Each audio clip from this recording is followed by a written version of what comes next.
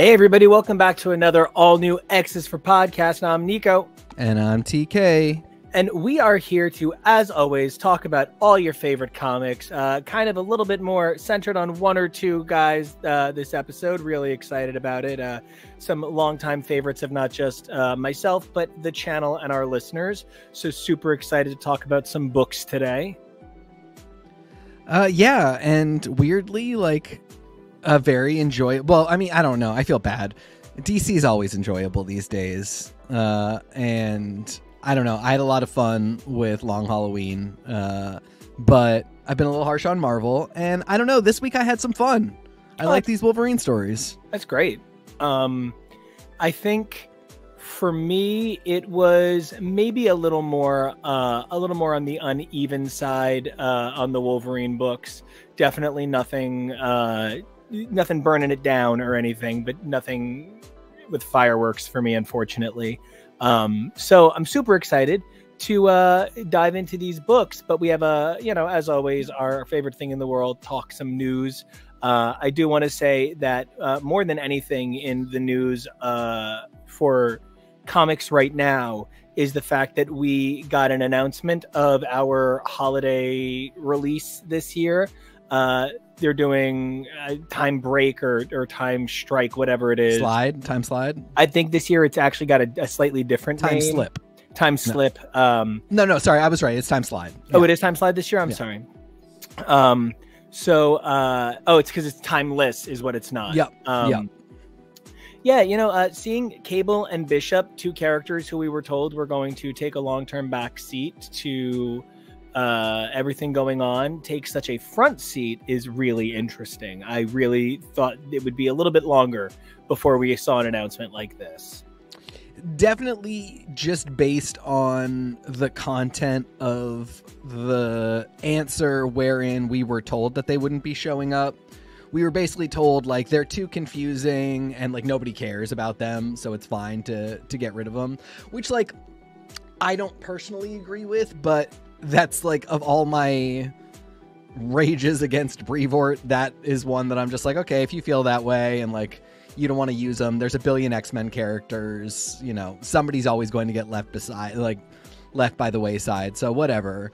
But given that answer, I definitely didn't expect that very early on we would get them as the central characters of the year-end time fuckery annual that we do now. I mean, my bigger thing is, like, we're still doing this? Yeah, I don't really feel like Moon Knight versus Luke Cage from last year really went anywhere. No, and even though Kang versus Lancelot's future court kind of went somewhere because Kang showed up in Avengers and was like, oh, don't forget about those guys, each one of whom is perfectly matched to an Avenger, and you'll definitely have to fight them until you realize that if everybody just switches dance partners, you can win the fight.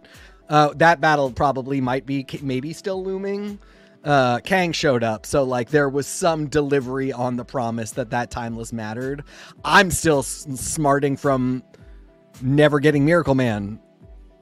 Yeah, I mean, we are running a million years behind on all of these promises of big new Marvel characters mattering in these specials. So seeing Cable and Bishop get this special announced, I hope they can come due on the promise in some regard, because it's been a little bit tough for me reading From the Ashes.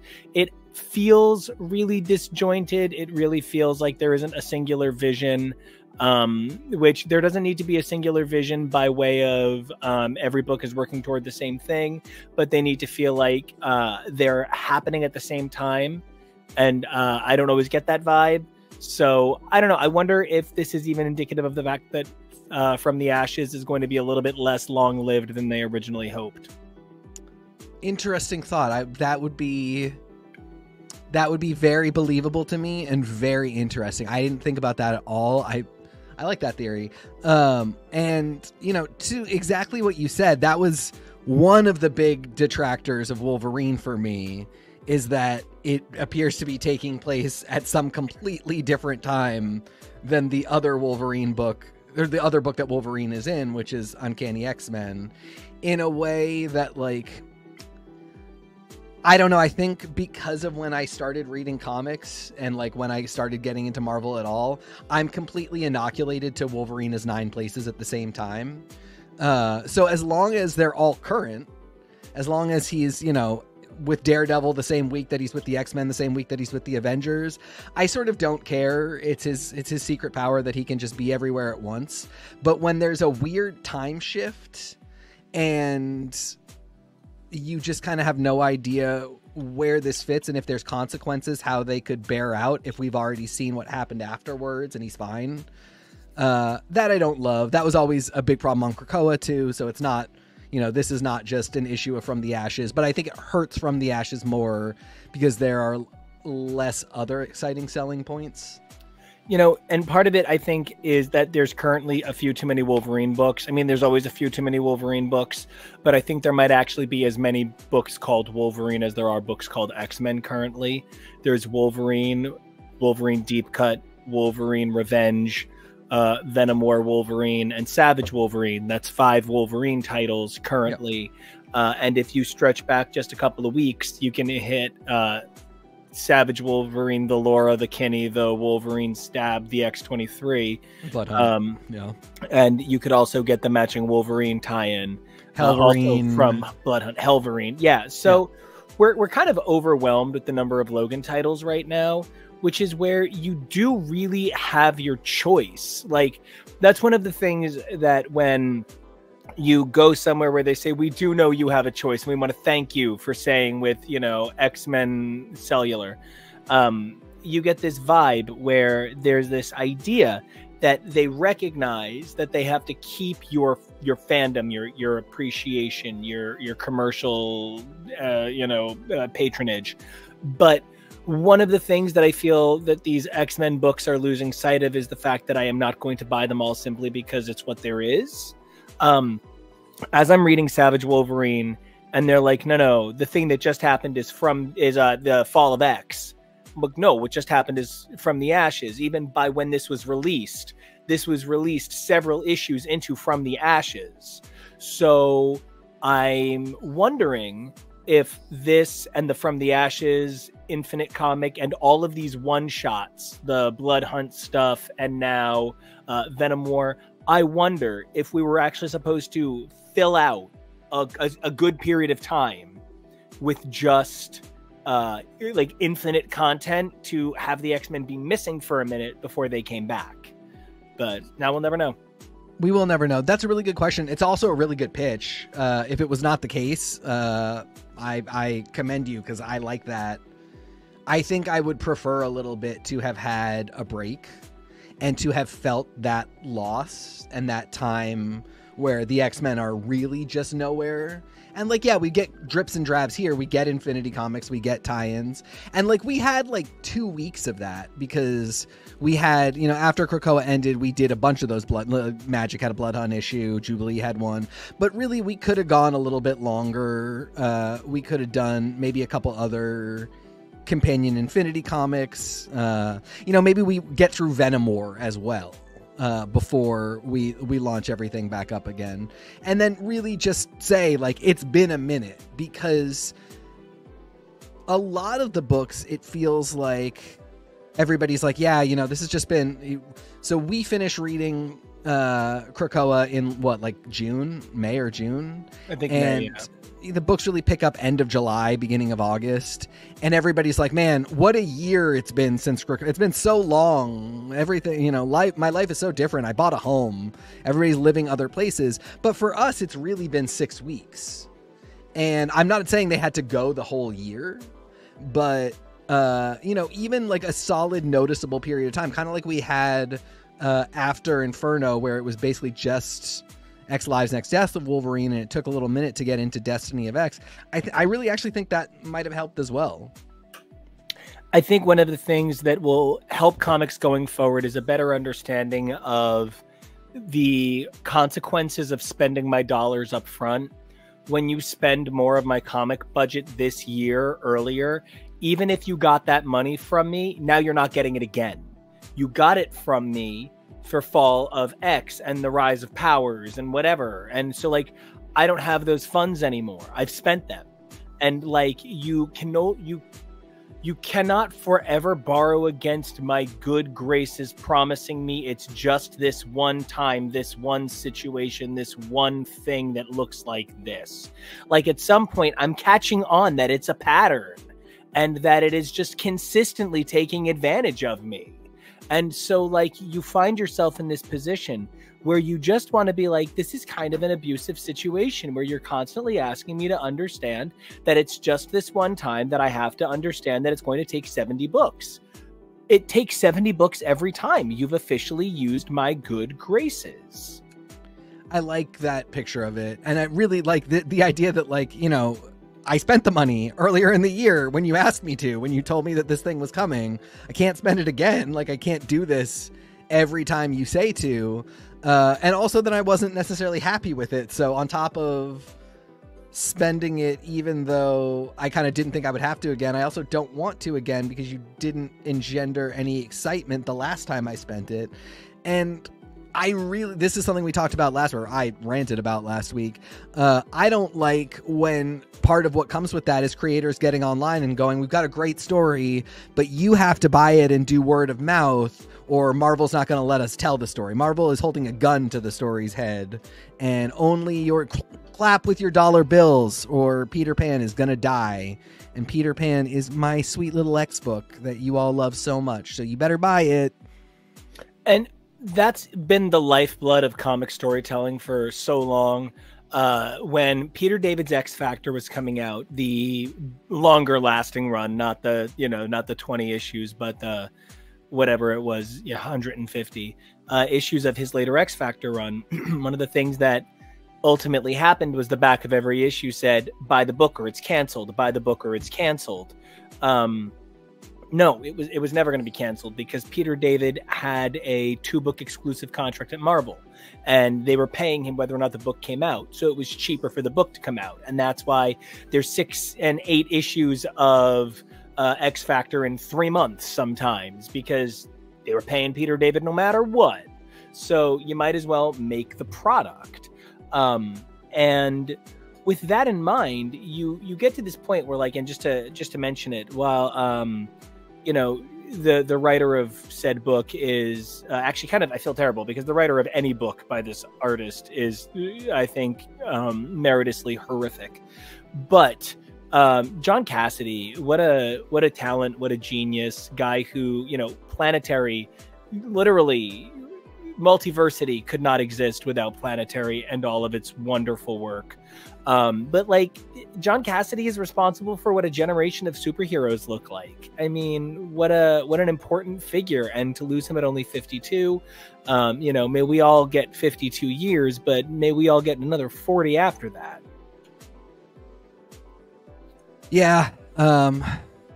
I can't say much there. It's just horribly sad.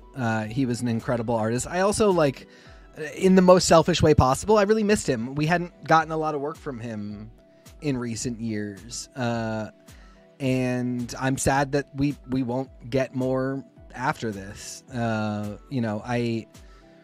For as complicated as it is, visually, Astonishing X-Men really sort of was a focusing lens for my adult's understanding of all of the X-Men. And it really pulled, I think Morrison, and especially Quitely right before that, really took all of my young, very kind of untrained eye, chaotic thought, on also comic contribution visuals of the X-Men, and played with those at their most frenetic and beautiful and interesting in a way that, like, I was 17 years old and thought I was an adult in every possible way. And Quitely's new X-Men stuff really made me feel like that adult was experiencing the kid in me and understanding that I was still actually, like, really a kid and didn't know anything. And by the time we got to Astonishing, I was like, okay, I am actually a little more mature now. And this art really kind of speaks to that maturity in a way that it was just so clear and beautiful. And, it's how I think of Emma forever. It's how I think of Kitty forever.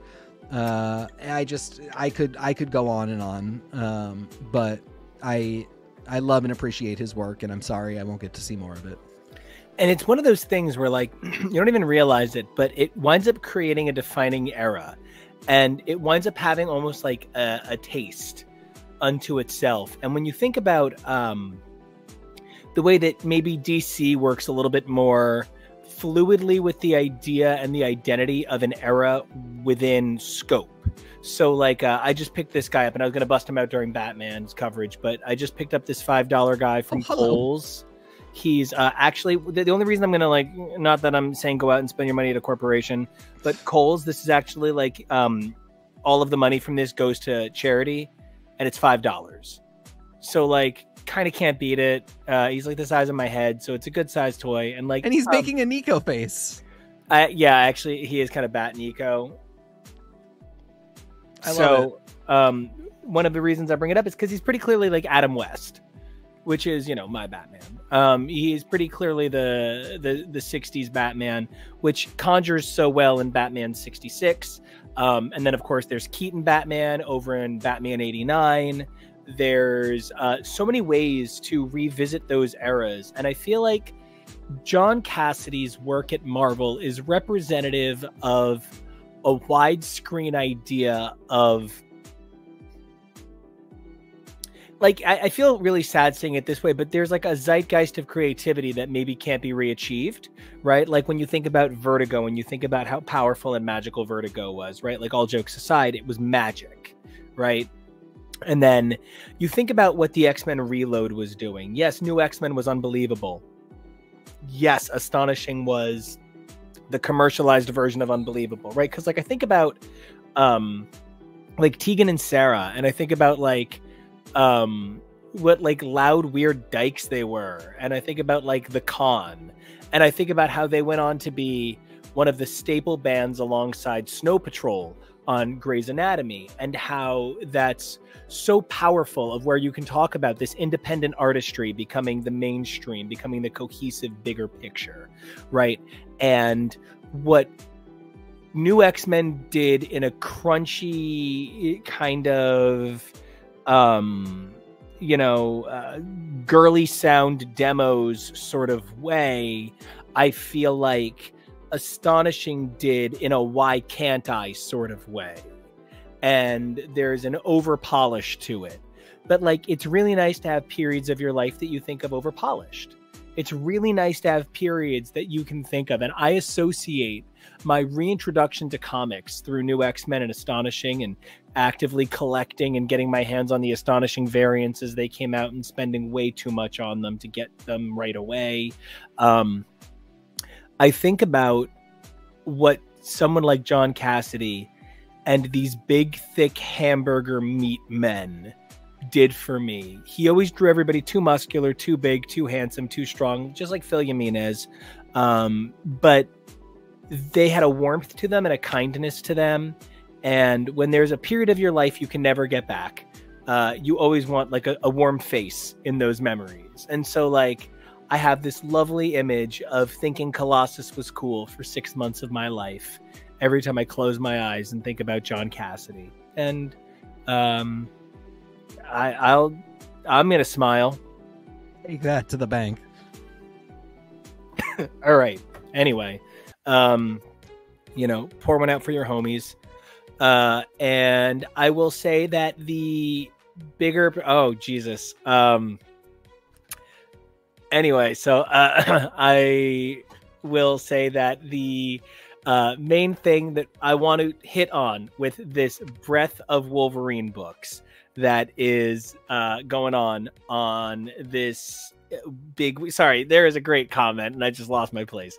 But the main thing I want to focus on with these Wolverine titles is that we've reached a point where we're not telling Wolverine stories in an engaging, unique way anymore. And I really do want to say that. I don't mean any strike against anybody telling these stories, because some of them are incredibly fine versions of what they are. Actually, I'm a huge Tim Seeley fan. Like, I am on this show a notedly big Tim Seeley fan. And this was one of my least favorite Tim Seeley works I've ever read. I did not enjoy this at all. And that's Venom War Wolverine. And I'm a huge Kev Walker fan. And this was not my fave Kev Walker either, which was shocking for me. when we're going to talk about what Long Halloween actually was in a minute, and I'm really hoping to get like a big Long Halloween complete universe project going at some point, talking to some other super cool bat channels. But Long Halloween was attempting to retell a story that was a retelling of a story. Wolverine is doing that, but it's not saying this is going in the past, it's a retelling. The only book that does that is Deep Cut. And what sucks there is that Claremont is writing it as a new story. He's not writing the updated, better, not problematic version of a story he wrote in 1986. He's just like, this is the story that would have come in 1986.5. And I'm here for that because I'm 1986, 0.8, and I'm happy to do it. But like, I am struggled by how we have 5 Wolverine books and all any of them want to do is retread the past.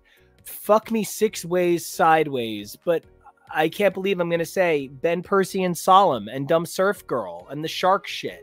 That was at least pushing that was pushing stuff forward. A lot of this is, I remember thinking it was really fun to masturbate imagining I was Wolverine. Here's my fan wank.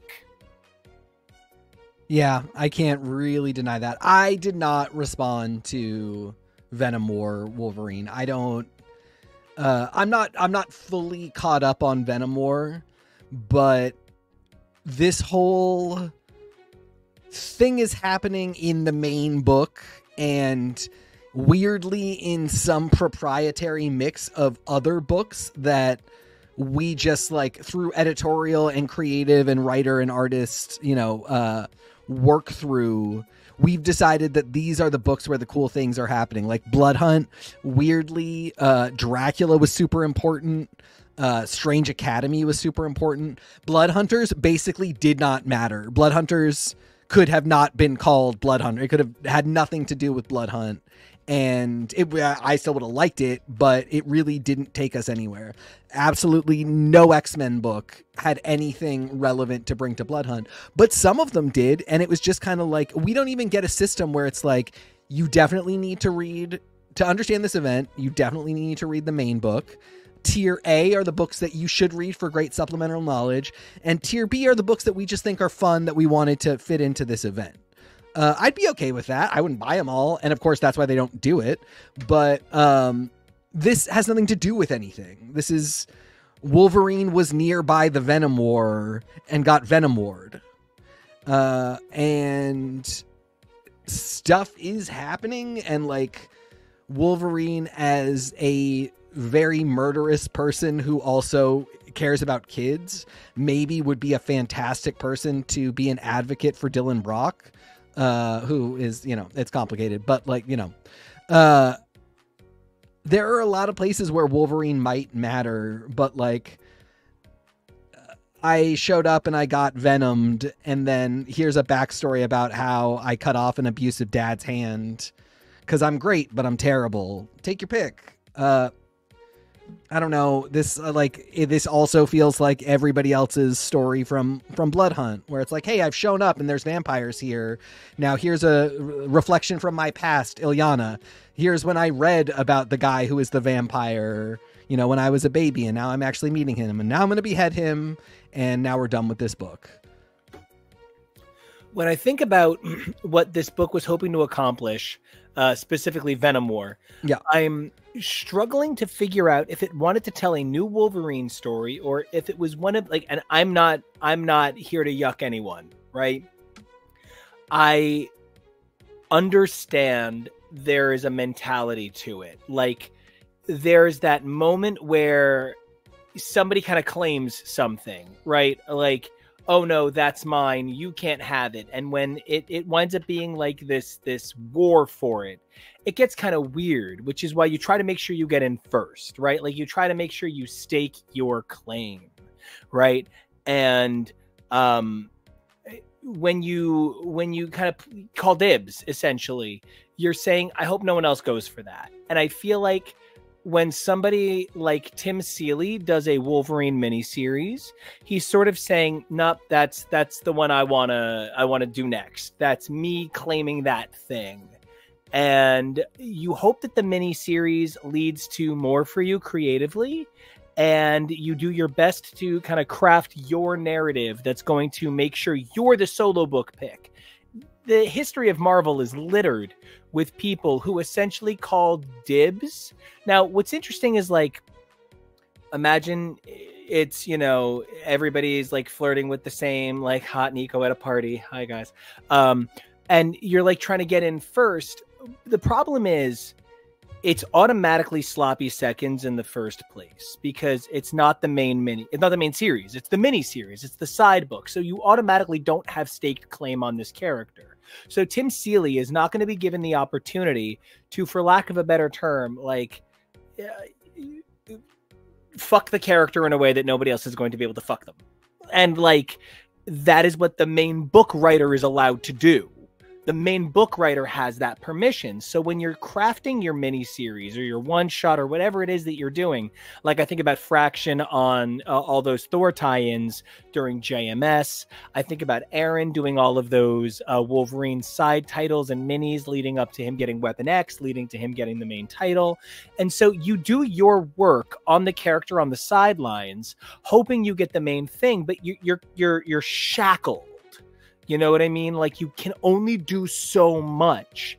And the reason I'm kind of highlighting all of these rules is because we give those eras that Fraction goes from the side books to writing Thor, that Aaron goes from writing the side books to writing Wolverine, to people whose vision in those stories is so grandiose that we're still talking about it 20, 25 years later. Tim Seeley, a guy who I think is the definitive voice on half a dozen characters in the last 10 years, just didn't do that for Wolverine the same way Wolverine #1 Saladin Ahmed has yet to do for Daredevil in 14 issues. Would you have liked to have seen Tim Seeley on Wolverine #1 rather than Saladin Ahmed? Not based on this. No.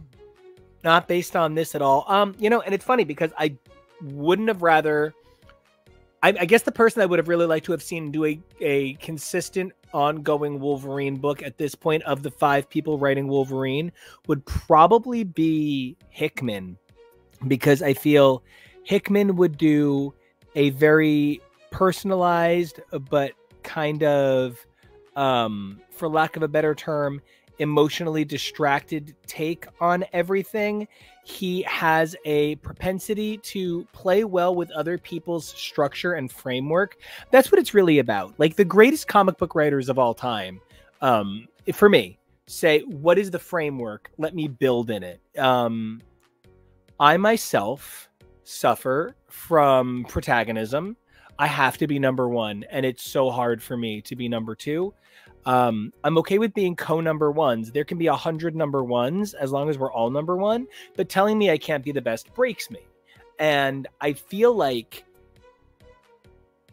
that is why I love the idea of writing into other people's structures, because I will be the best at doing my thing in your structure. I don't have to be #1 in the universe. I just need to be #1 somehow.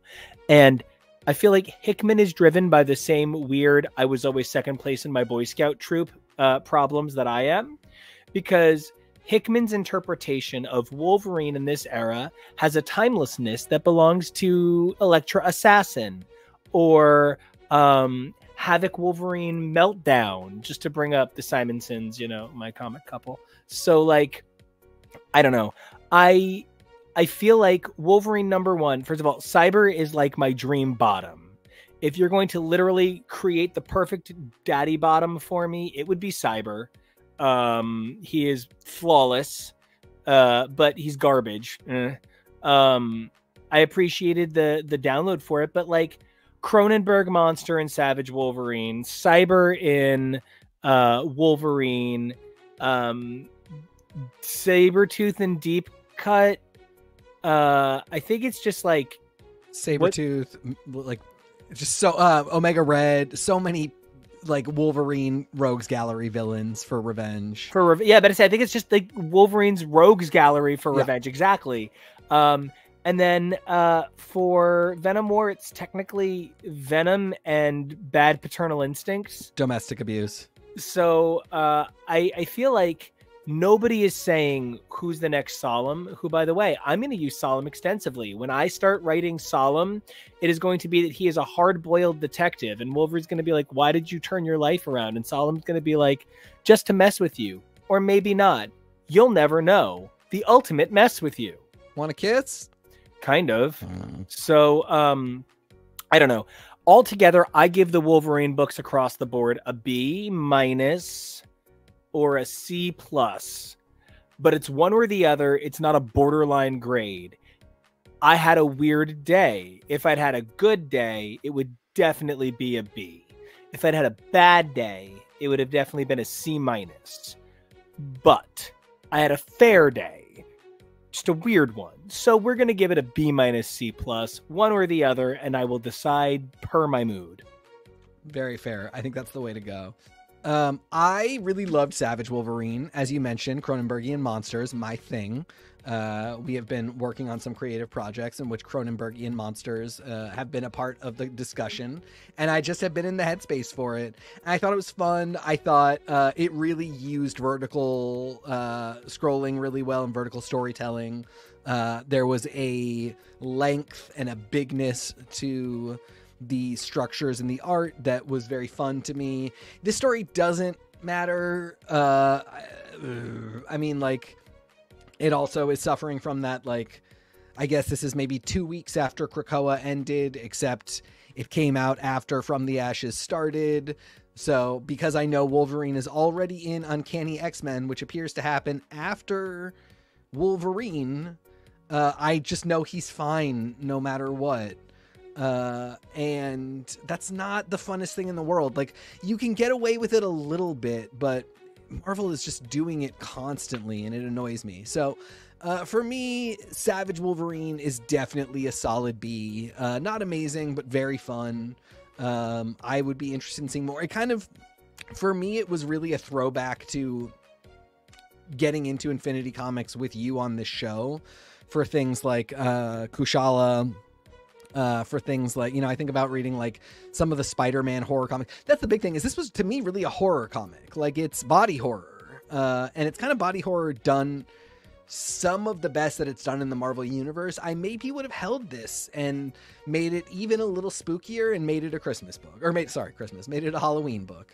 No, I mean, Christmas, go for it. I think Wolverine and Spooky Snickstmas would be brilliant. Yeah, instead of like fingers, it could have been tree branches. But I still think it's fun, and it's low stakes. It's very easy to do. Venom War, for me, that's definitely a C, maybe even a C-. I just couldn't garner excitement for it from the content of the book. Certainly can't garner excitement from it from its situation within the event. I'm just really not there. Wolverine itself, oh man, you maybe are making me knock my grade down only because I love this idea of Hickman, especially Hickman following Percy, because Percy was all about who Wolverine the man was and what was great about that man, and what was also deeply flawed in a way that like all straight men want to look at like paragons of straight masculinity and be like, I get it, like I'm like you too, and I'm writing into it. Hickman would have really picked up on that and ran with sort of the cosmogony of Wolverine and the mythos and what makes a Wolverine, which I think we were starting to touch on at the very end with Laura and Dakin and the family kind of being together. So I really like that idea. This was, to me, very recognizable as being similar to Daredevil. Like the structure was very similar for me, down to the fact that there was like a vague possession at the end by a spirit form.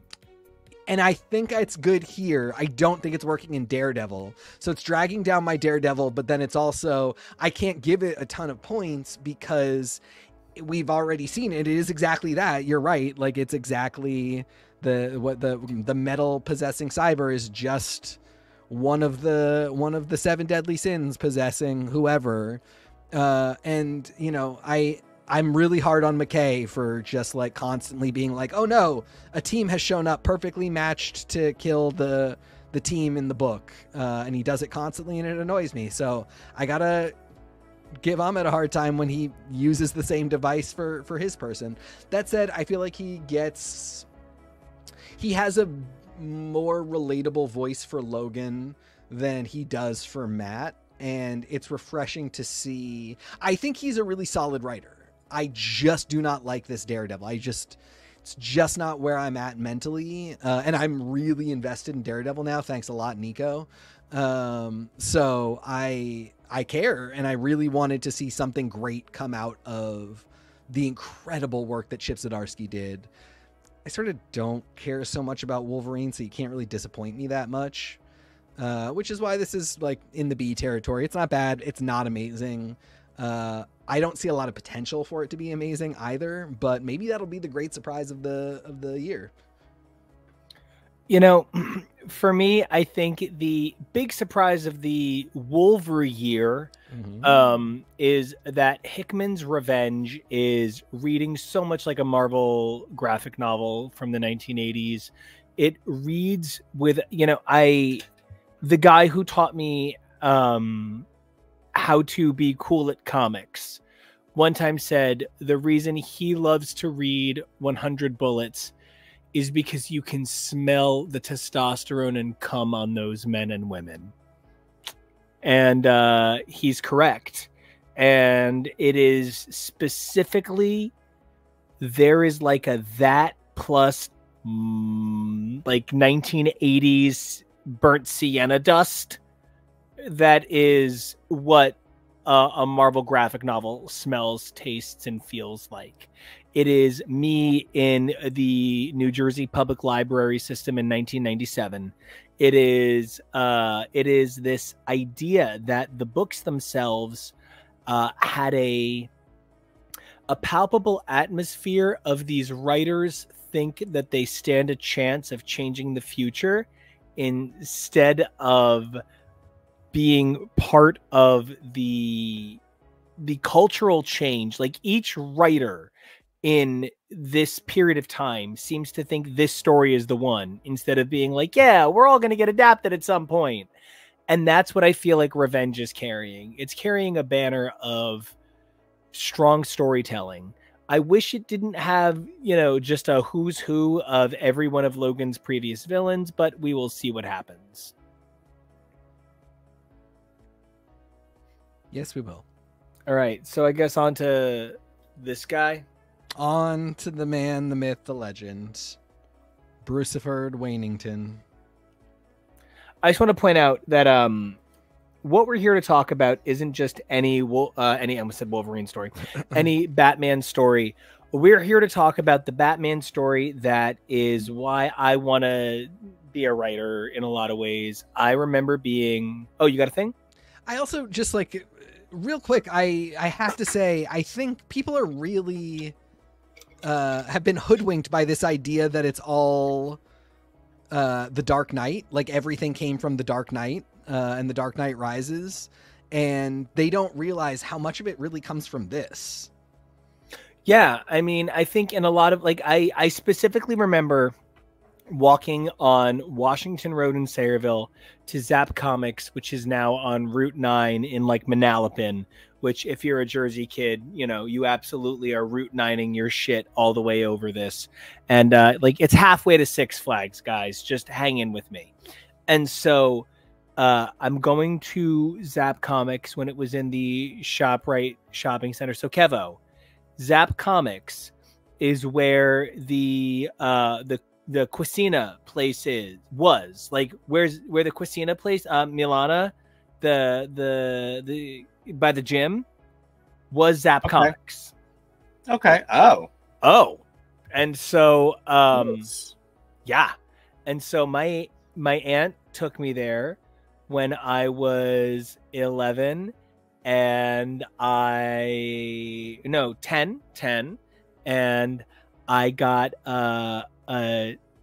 whatever the Doki Doki Panic equivalent of a Nano Baby or Gigapet was, or Tamagotchi. I don't remember what off-brand one I had, but I loved it very much. But we got it there. And we walked in and there was a sign for Batman the Long Halloween.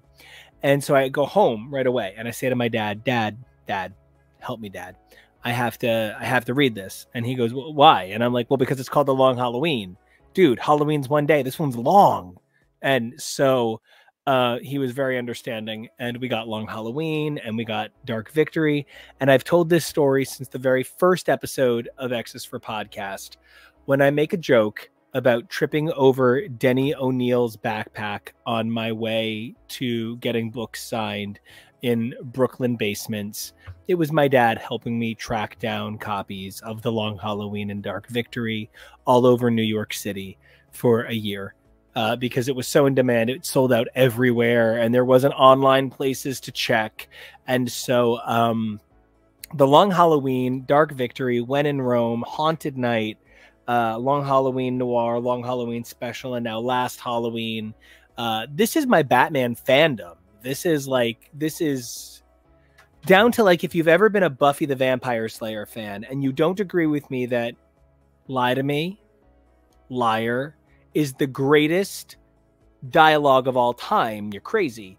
And if you're a Buffy the Vampire Slayer fan, you will be horrified to know that it is verbatim lifted from The Long Halloween, where Jeff Loeb wrote it first and then would 2 years later rewrite it for Buffy. Yeah. So, anyway, I do want to say what Long Halloween is for a moment. In 1986, the great era of comics, right? They moved a lot of things forward in a big way. 1986 gave us Watchmen, V for Vendetta, Born Again, but it also gave us Batman for adults, right? And it gave us the seeds that would become Year One. Year One was a huge success, so they adapted what was going to be called the unrelated Batman 1980 as Year Two. Several years later, Marv Wolfman would go on to adapt Year Three, All About Robin, and it's terrible. And so Year One, fine but not great. Year Two, fine but not great, but actually is the inspiration for Mask of the Phantasm. Definitely check it out. And then Year Three is just bad across the board. But in 1994-ish, at that point, Year One still had so much critical cash that they said, what if we tried to retell Year Two? What if we redid the crime world as Batman is coming into his own? And Jeff Loeb and Tim Sale, two of the greatest collaborators at that time at DC, had done 3 specials for what was then the prestige title Batman Legend of the Dark Knight, 3 Halloween specials, and they would go on to propose The Long Halloween, which would run 12, 13 brilliant issues and then get a follow-up in Dark Victory and then a follow-up after that. But so the point is, Year One, very successful. Years 2 and 3, not as successful. They decide to redo Years 2 and 3 in Long Halloween and Dark Victory. So successful that they decide to go back and take the 3 one-shots that got these guys Long Halloween and stick it in a fake prequel called Haunted Night, and that's Year One. So you can read Year One, Year Two, Year Three, or you can read Haunted Night, Long Halloween, Dark Victory. When do you read Catwoman?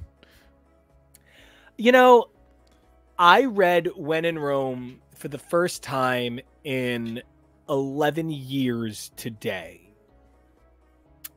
You read it if you've got good taste, but you read it whenever you feel like it. Yeah. It is very we had something else that was the vibe, but it is not super necessary for any reason. It's so good. Stylistically, it is gorgeous.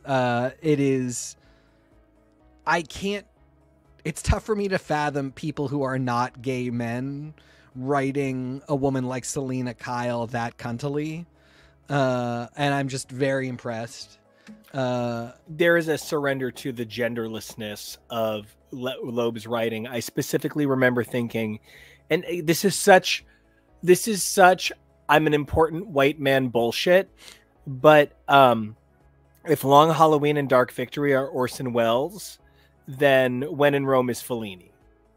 It is like this equal master of the art at the time, creating this counter narrative that makes you say, oh my God, men are just terrible everywhere. I understand. Yeah. But yeah, I read it for the first time today/yesterday. And man, it's so fun. It's so good. That has been a point of contention for me in my DC break-in, is like I still just don't quite vibe with Catwoman. And I don't feel like it's because I don't like her. I just feel like I haven't gotten to all of the best stories, or I'm missing them. You know, there's just a lot to do. But like Gotham City Sirens, sorry, not a phenomenal Catwoman story. Her presence in absolute power doesn't feel like her best moment. Maybe I'm wrong, but it doesn't feel like her best moment to me. But this was the first time in a hot minute where I was like, oh, this is what I like about this character. This feels tied to the incredible Michelle Pfeiffer depiction that made me gay in 1992. And I really appreciate that. And I feel like that has to do with the cyclical nature of how we react to storytelling and how we react to iterations that we grew up with. Something that I'm struck by is, unlike any weird gay horror faggot, I'm a huge Ben Templesmith guy. And when you think about that specific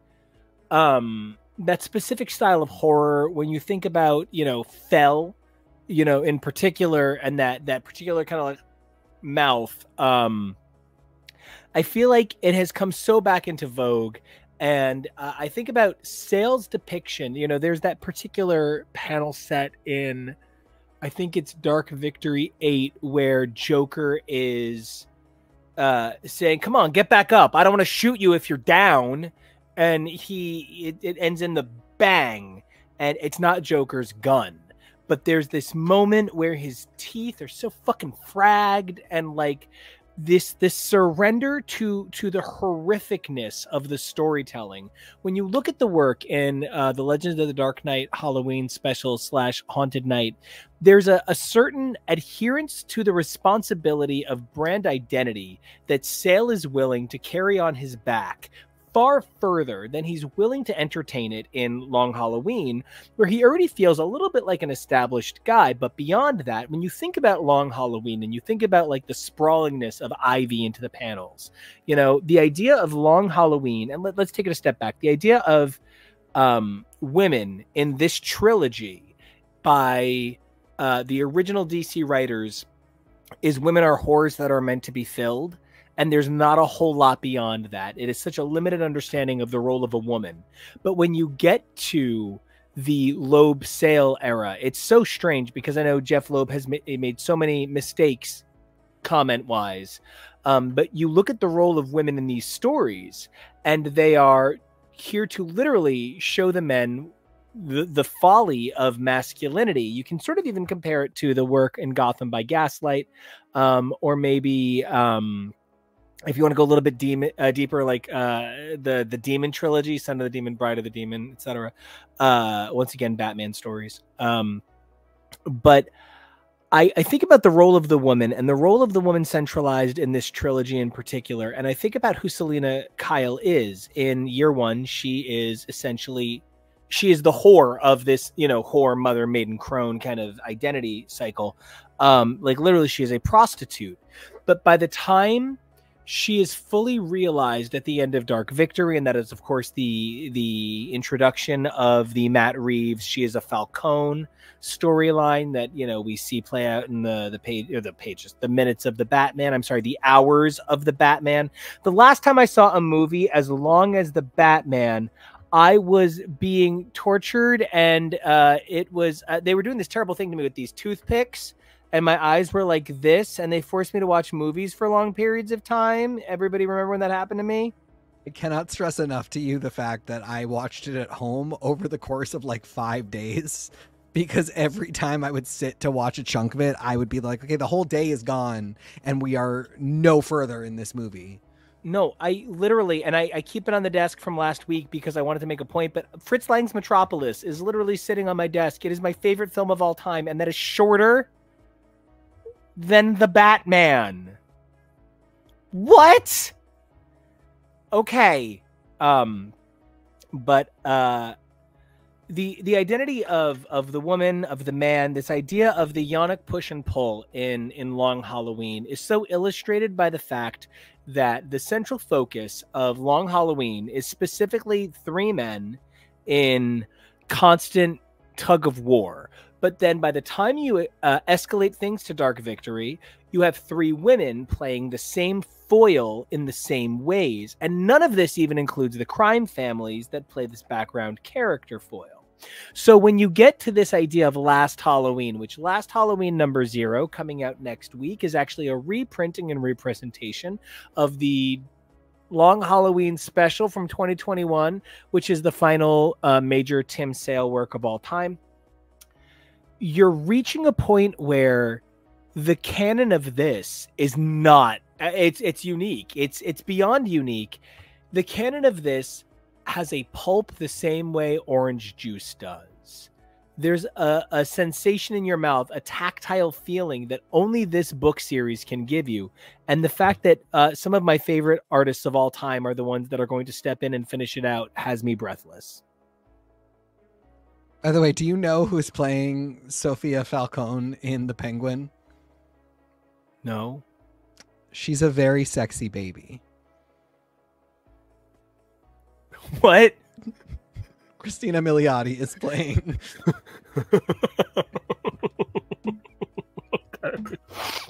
Well, that's a casting director. I'm going to take that casting director out to dinner. Yes. How I Met Your Penguin. I don't know if they will be putting her in very large clogs or a suit of some kind. She's supposed to be like 6'1" at the end of like that fucking moment at the end of Dark Victory when she towers over Two-Face is one of the 5 scariest moments in the history of comic books. I mean, she's such a good character. Like, she is one of the most important characters in the whole thing. She reminds me so much of Louisa from Encanto, where it's just like some women just happen to be big like that. And that's not like, it's not a lesbian thing. It's not a butch thing. If you are large and you're part of a crime family, probably you're going to be called upon to be large in a crime family. And, you know, similarly, like in Encanto, it's just like they need help moving shit and her power is being strong. So like she's in a dress. She's a beautiful girl. She wants to be seen as a beautiful girl. She just happens to be really hella muscly. And similarly, like Sophia Falcone, just like, she's a woman in every way. This is not a commentary on like, and some women are actually more like men. It's some women happen to be well over 6 feet tall and weigh 250 You hear pounds. that, Musk? You hear that, Paul? So I don't know. She's such a good character, and I don't know. That would be going too much into like a dissection of the Falcone family tree, which I don't want to do. But I like them a lot better now than I did before. We'll save it for the Eternal Halloween podcast. Okay, deal. Yeah, I have never been a big... Carmine Falcone has never felt like Wilson Fisk to me. Wow.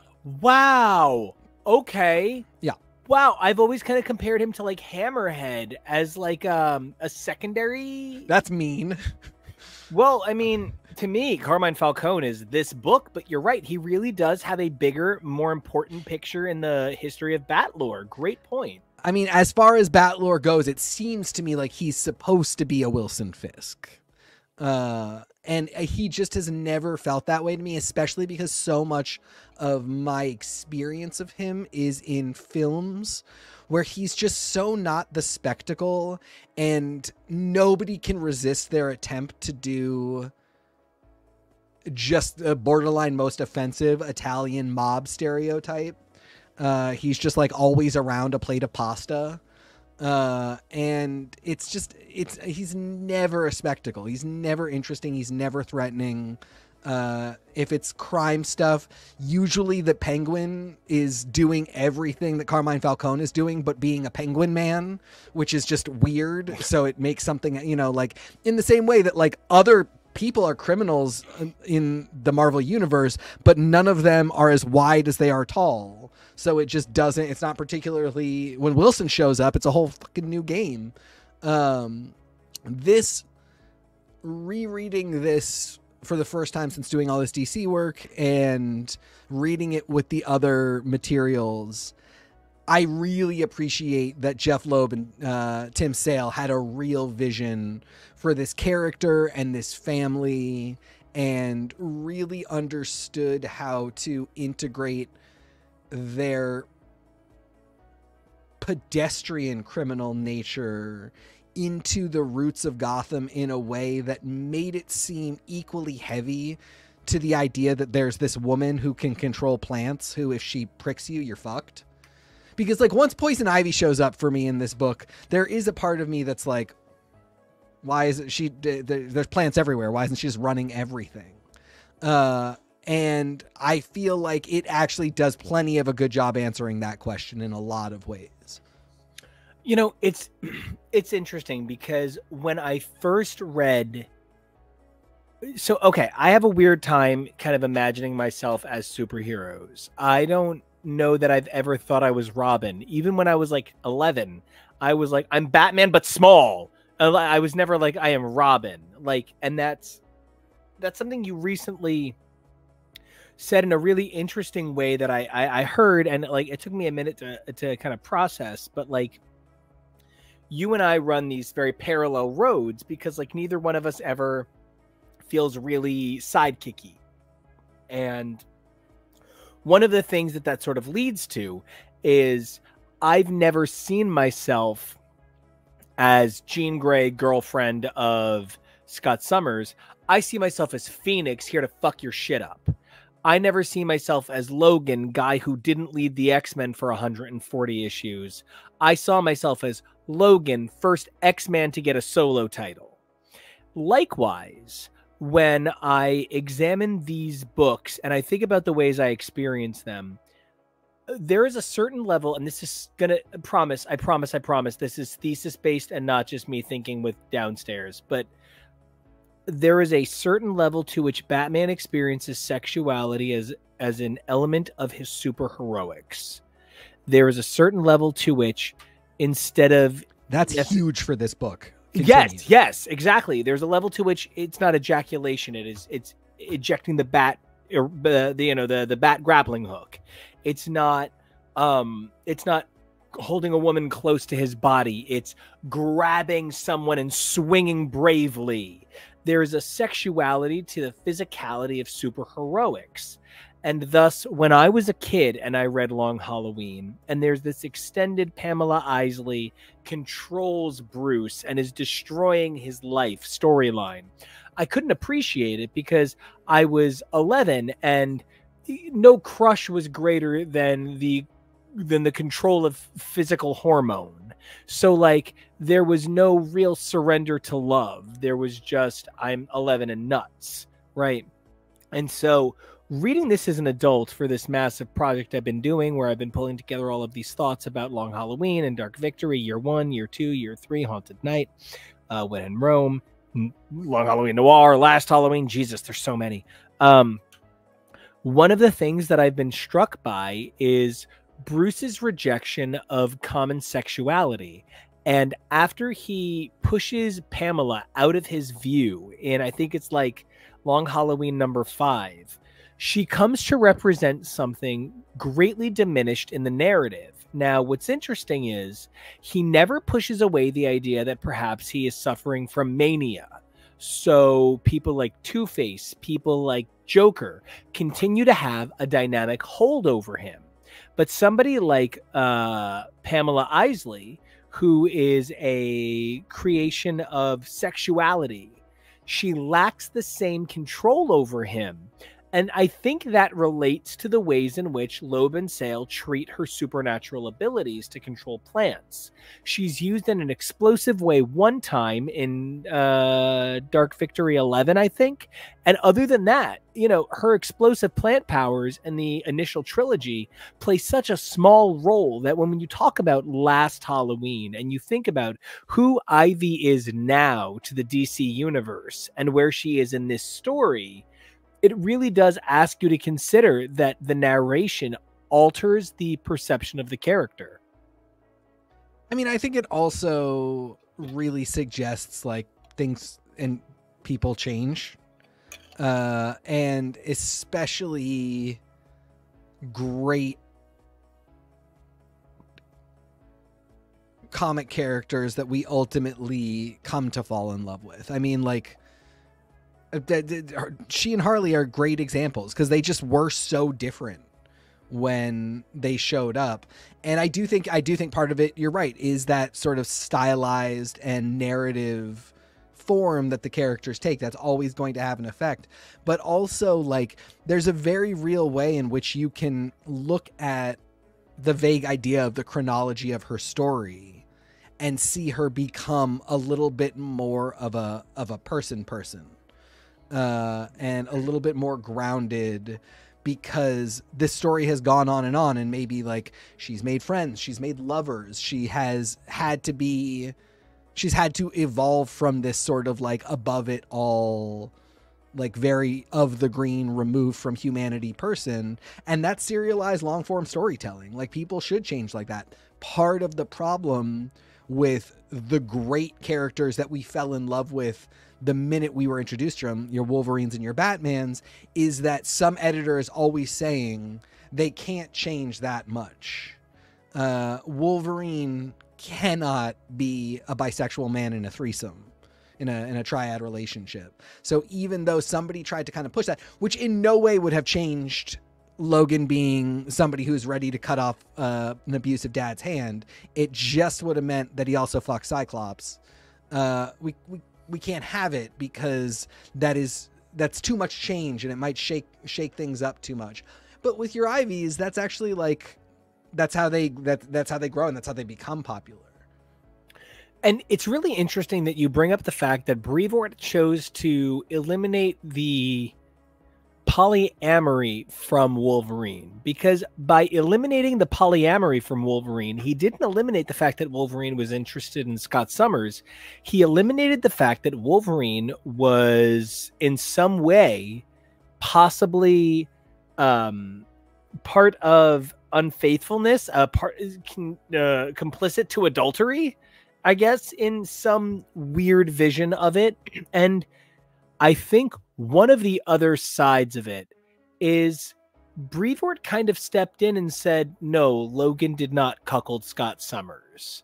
Like, because he never even says Wolverine was not flirtatious with Scott Summers. He says Wolverine was never part of this. He never had a relationship with Jean during that time. And so what he's sort of saying is, by precluding part A, parts B and C are never even considered. If he was never even with Jean, then he was never with Scott, so they were never a threesome. If you eliminate A, you eliminate B and C. And the sort of erasure of the history of this moment is in some ways more tragic than when the DC editors said, I think it might have even been Didio himself, said that Batman doesn't perform catalingus on Selina. And the reason that it sort of bothers me when you think about that bigger picture is by eliminating the possibility that Logan experiences sexuality with either Jean or Scott or any number of people, by eliminating that from the subtext and then taking it a step further and saying he never stood in the way of this happiness, right? You're painting this picture of, if Logan had been sexually involved with these two people, it had been to their detriment. So now what we're talking about is being physically with Logan is detrimental. When I think about what was said about Batman, it was just sort of like, perhaps Batman is feeble in bed. Like, you know, he's just sort of not capable of providing everything his partner needs. But what was said about Logan is being with Logan makes you less. That, like, somehow the idea that this ever happened is something that these characters should be embarrassed about. And this idea that even introducing Scott Summers, even introducing Cyclops to this dichotomy immediately makes it worse. There's just something really fascinating about the amount of damage that Brevoort did in that moment that I think just sort of like speaks like a larger picture. And I will say I did sort of feel like the discourse on Batman was that, like, oral sex is not heroic. Batman is such an upstanding hero. He wouldn't debase himself to do something as lowly as pleasure a woman with his mouth. And I just think that's weird and gross and stupid and not plausible. I don't know. It's just, as a guy whose tongue can reach above his nose, it kind of makes me feel bad. I don't know.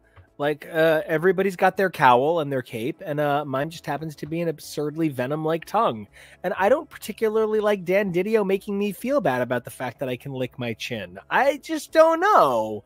And so, you know, end of the day, I feel like Long Halloween's physical deformity of body size and of body shape. You know, there's this particular cover of, I think it might be Batman Incorporated, and I just can't think of who it is doing the covers on this Morrison issue, but Batman's, and you know, the term to use is package area is an entire FedEx shipping center. It is something that no cosplayer should ever try to emulate. And it's the way it's drawn, and I know that it's meant to be severe and funny and sexy and hot and cool and powerful. There is a point of diminishing returns on making male characters hyper-potently sexual in these books. And yet one of the things that I think is also a detractor is going the opposite direction and making them totally not that.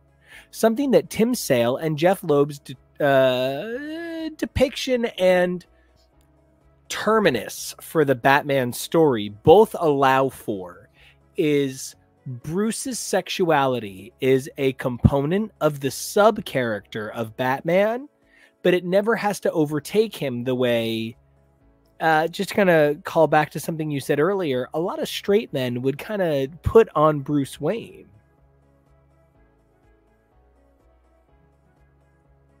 Yeah, I don't have anything more to add to that. Well, then that sounds like a great place to wrap up this episode. I am very excited about in the future covering a bit more of Batman, The Long Halloween, Dark Victory, Haunted Night, When in Rome, Noir, Years 1, 2, 3, and more. Last Halloween. Oh, Last Halloween, right. That's going to be coming out for the next couple of months. It's going to be really exciting.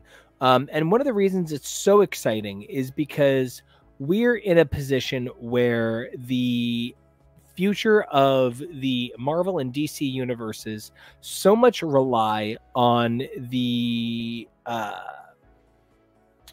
guess, the quality of what they're doing in the films. And I myself am hoping that we continue to stay in an era where the storytelling is so progressive that we don't have to worry that it's going to go nowhere. We can be safe in the idea that even if there's a bunch of Wolverine stories featuring the same reductive kind of same villains, we're going to see stories that Long Halloween him. Sure, Deep Cut is not the one, but maybe Revenge is. Maybe there will be a minor character in Revenge who goes on to inspire somebody like me or TK or Kevo to write a Wolverine run that is going to change everything. And maybe it'll start in a Venom War Wolverine style Tim Seeley book where it's on the sidelines, just like those 3 Batman Legend of the Dark Knight stories did that would go on to become Haunted Night. I think it's a really good time for all of these characters. And I only hope that we can see a world where these characters all have the opportunity to engage so positively.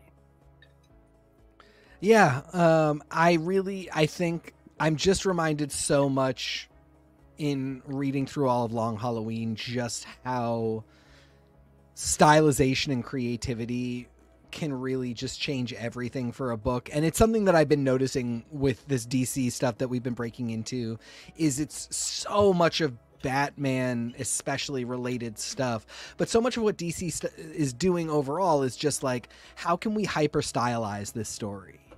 Thinking about Boy Wonder is just, both in writing and in art, it's hyper stylized as a fable.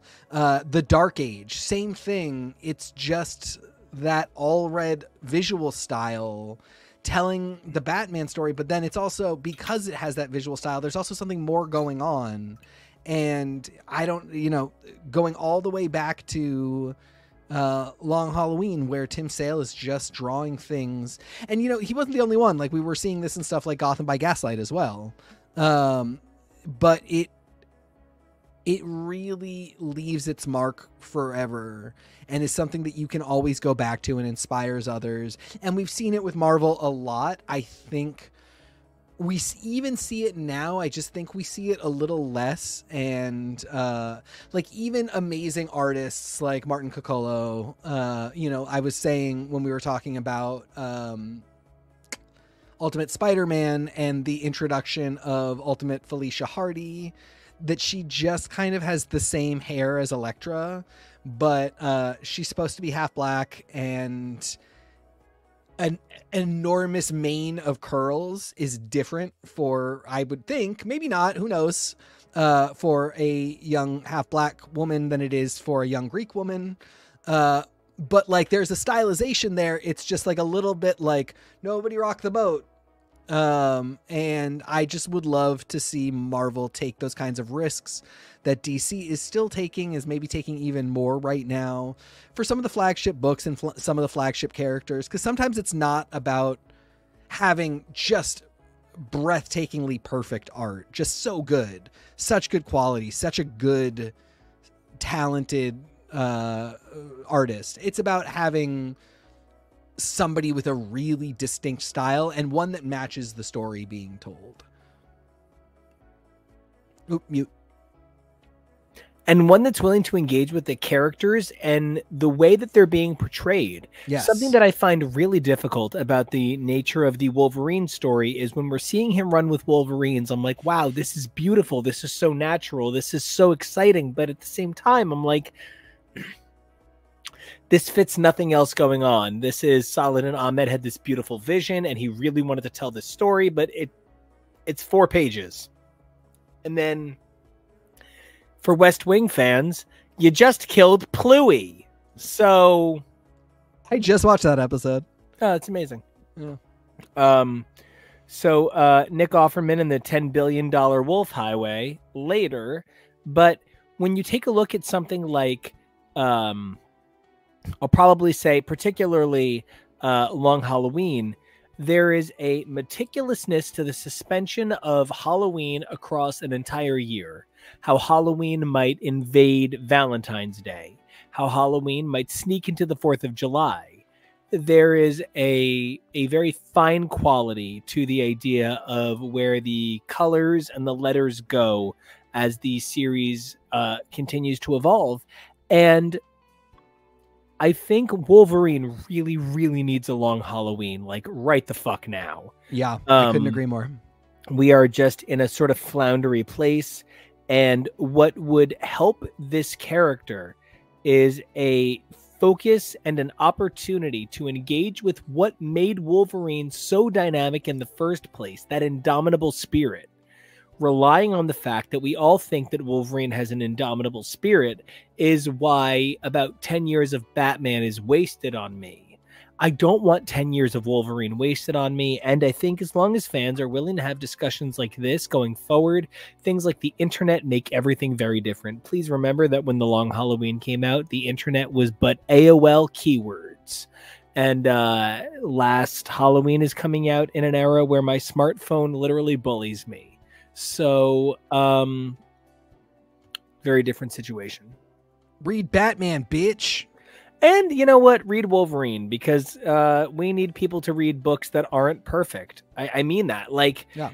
You know, Love and Rockets is 300 issues of not perfect, but man, it's 300 issues. Yeah. And that's at the end of the day what matters, that we get these books to 300 issues. So anyway, TK, as always, you have been a scholar and a gentleman, and this show simply could not exist without you. And I am very grateful for your involvement here on the show. And I would love to know where everybody can find you online. And you know what? Your book of the week. You can absolutely find me at TK Elemental. Book of the week is... I have not read everything yet, so I'm not 100% certain. I was a little excited by Avengers Assemble, only because I like Shang-Chi. That's great. I think my book of the week, I don't know that it was this week, but I definitely read it this week. The last issue of Task Force 7. Oh, nice. Yeah, I think that was this week. Big fan. Definitely one that I pick up right away. Also, I didn't realize, I only saw it because it was like an advertisement in one of the old issues of Long Halloween, something that I read in there. Task Force is like a thing for DC. Yeah.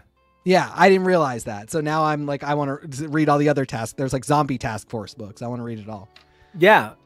Big fan of the understanding of branding between the two companies. It's so funny because so many people feel like if you read I don't know, everything called Crisis, you'll be fine at DC. If you read everything called Identity, you'll be fine at DC. If you read everything called Infinity or War, you'll be fine at Marvel. Secret. But the truth is that these companies own these brands and just kind of like use them from time to time. However, there are these special things like every X-Force, even the funny X-Force, my favorite, Pete Milligan and Mike Allred's X-Force Ecstatics.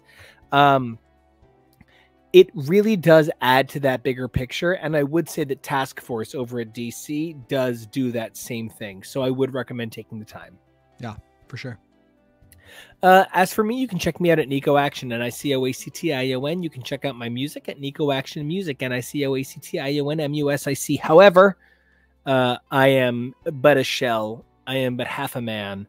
I am Gavin Rossdale, hollowed. Oh no. Without this gentleman, our producer, our very own, the genius, the amazing, the man, the myth, the legend, Kevo. Good show, everyone. You can find me at Kevo Really.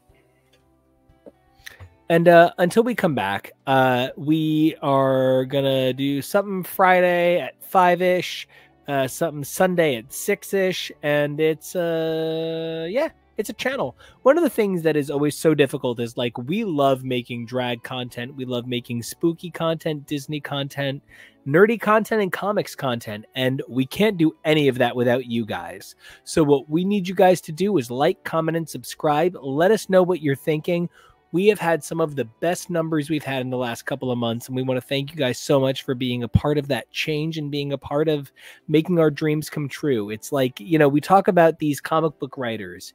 We're making their dreams come true. And when we see you guys hit comment, like, subscribe, etc., you guys are doing the same thing for us. So thank you guys so much for, in your own way, creating a sort of this parasocial like counter identity. If you want to check out everything about this show, you can check out previous versions of this show at HTML. That's Husbands Talking More or Less on podcast, as well as X's for Podcast. You can check this show out at X's for Show on all your social media. As for what you can do for us, that's 3 things.